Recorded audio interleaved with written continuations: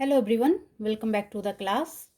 और आज के इस क्लास में हम लोग डिवीज़न के बारे में पढ़ने वाले हैं।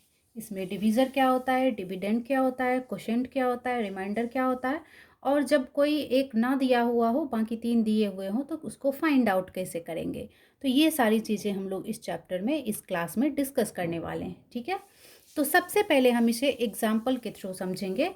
जैसे कि 312 है और इसको हमें डिवाइड करना होगा अगर जो 12 से। ठीक है, तो सबसे पहले हम इसे डिवाइड कर लेते हैं, उसके बाद आगे के रूल्स को पढ़ेंगे। पहले डिवाइड करने का रूल थोड़ा सा जान लेते हैं।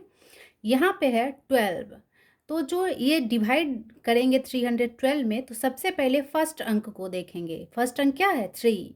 तो 3 जो है वो देखेंगे 12 से ज़्यादा है या कम है। तो 3 जो है वो 12 से कम है, मतलब कि एक अंक में अब इससे भाग हम लोग नहीं देने वाले हैं, एक अंक और आगे हम लोग बढ़ेंगे। तो अगर 1 को भी हम लोग ले लेते हैं तो ये क्या हो जाएगा? 31। अब ये 31 हो गया तो हम देखेंगे कि 12 से 31 बड़ा है या छोटा है। तो अभी ये बड़ा हो गया, दैट मीन्स हम लोग 31 में 12 से भाग देंगे। अब 12 का टेबल पढ़ेंगे।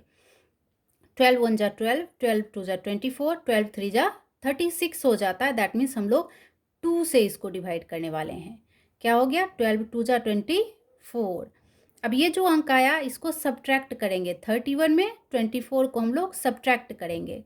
चलिए, 1 से 4 नहीं घटेगा क्योंकि 1 छोटा है, 4 बड़ा है। तो 3 बगल वाले अंक से हम लोग कैरी लेते हैं। कैरी लेंगे तो 10 + 1 यहाँ पे हो जाएगा 11। 11 में 4 गया, कितना बचा? 7। अब चूंकि यहाँ पे 3 है और 1 हमने कैरी ले रखा है तो यहाँ पे क्या बचा? 2। अब 2 में 2 गया, क्या बचा? 0, या कट का निशान भी यहाँ पे हम लगा सकते हैं। अब ये 7 बच गया। अब नेक्स्ट जो अंक बचा हुआ है उसे हम लोग नीचे लाएंगे। 2 बचा हुआ है, नीचे आ गया। अब फिर से हम 12 का टेबल पढ़ने वाले हैं। कितने बार में 72 आ रहा है? बताओ कितने बार में आ रहा है? 6 बार में आ रहा है। 12 का टेबल जब हम लोग 6 बार पढ़ेंगे तो 72 आएगा। अभी फिर इसको हम लोग सब्ट्रैक्ट करने वाले हैं। जब सब्ट्रैक्ट किए तो 2 में 2 गया 0 एंड 7 में 7 गया 0। अब ये हमने यहाँ पे डिवाइड कर लिया। अभी हम लोग थोड़ा सा इसके रूल्स को देख लेते हैं। ये इसमें किसको क्या कहा जाता है वो चीज़ हम लोग जानने वाले हैं। तो यहाँ पे 12 ये जो है इसको कहा जाएगा डिवीज़र। क्या कहा जाएगा? डिवीज़र। ठीक है, ये जो 312 है ये क्या कहलाया? ये कहलाया डिविडेंड। ये जो 26 हमें ऑब्टेंड हुआ है ये हुआ क्वोशेंट। ठीक है, और ये जो 0 ऑब्टेंड हुआ है ये क्या है? ये है हमारा रिमाइंडर। ठीक है, अब ये सब बताने का रीजन ये है कि इनसे भी क्वेश्चंस आते हैं। ठीक है, अब क्वेश्चंस कैसे आते हैं वो हम एक क्वेश्चन के थ्रू ही समझ लेते हैं। जैसे कि क्वेश्चन अगर दिया हुआ रहेगा, फाइंड द डिविडेंड व्हेन, यहाँ पे दिया हुआ रहेगा आपको डिवीज़र इज इक्वल टू, मान लिया जाए कि 187 है। क्वोशेंट दिया हुआ रहेगा, क्वोशेंट मान लिया जाए कि ये 3078 है। और दिया हुआ रहेगा आपको रिमाइंडर, रिमाइंडर अगर जो 96 है। ठीक है, तो अभी हम लोग क्या करने वाले हैं?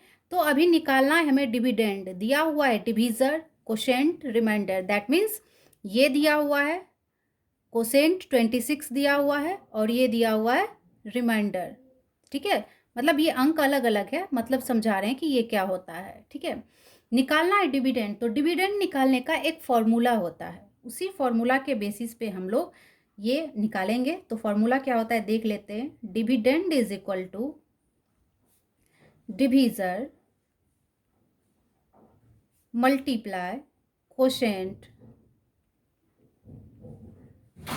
Plus remainder. ठीक है, अभी देखो डिविडेंड ही निकालने के लिए बोल रहा है तो डिवीज़र कितना दिया हुआ है? 187। कोसेंट कितना दिया हुआ है? 3078। और रिमाइंडर कितना दिया हुआ है? 96। तो इसे जब हम लोग सॉल्व करेंगे तो डिविडेंड हमारा आ जाएगा। ठीक है, तो कुल मिला के बताने का रीज़न ये था कि ये जो 4 चीज़ें हैं, कोई भी डिवीज़न में 4 चीज़ें होती हैं। एक डिवीज़र होता है, एक डिविडेंड होता है, एक कोशेंट होता है और एक रिमाइंडर होता है। तो इस तरीके का जो क्वेश्चन होता है उसमें क्या करेगा, कोई 3 चीज़ आपको दे देगा, ठीक है? जैसे कि यहाँ पे दिया हुआ है ना, डिवीज़र दिया, कोशेंट दिया और रिमाइंडर दिया और निकालने के लिए क्या बोला, डिविडेंड। हो सकता है कोई और क्वेश्चन है उसमें आपको डिविडेंड दिया हो, डिवीज़र दिया हो, कोशेंट दिया हुआ है, रिमाइंडर निकालने के लिए बोल रहा हो। मतलब ये जो 4 चीज़ें हैं ना, इसमें से कोई एक चीज़ नहीं दिया हुआ रहेगा, बाकी 3 चीज़ें दी हुई रहेंगी और उसे आप ये फ़ॉर्मूला जो हमने बताया है, ये बहुत ही इम्पोर्टेंट फ़ॉर्मूला है। इसके ऊपर बैठा करके आप उसको निकाल सकते हो, ठीक है? तो ये बहुत ही इम्पोर्टेंट होने वाला है फ़ॉर्मूला आप लोगों के लिए, इसे हमेशा याद रखना। और इस बेसिस पे आप लोग इस टाइप के सारे क्वेश्चंस को सॉल्व कर लेंगे, ठीक है? तो इस चैप्टर में इतना ही, मिलते हैं हम लोग नेक्स्ट क्लास में। अगर वीडियो अच्छा लगे तो बताना, या फिर कोई प्रॉब्लम है आप लोगों को तो आप लोग पूछ सकते हो। मिलते हैं नेक्स्ट क्लास में।